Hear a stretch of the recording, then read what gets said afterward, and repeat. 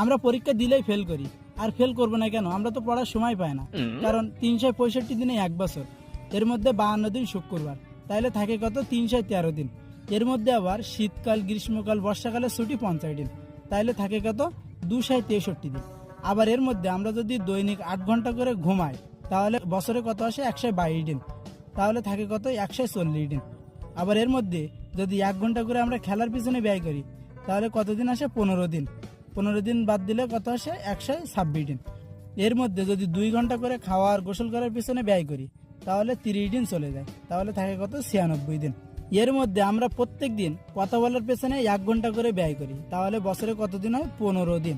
তাহলে 15 দিনে যদি বাদ দেয়, তাহলে থাকে কত? 81 দিন।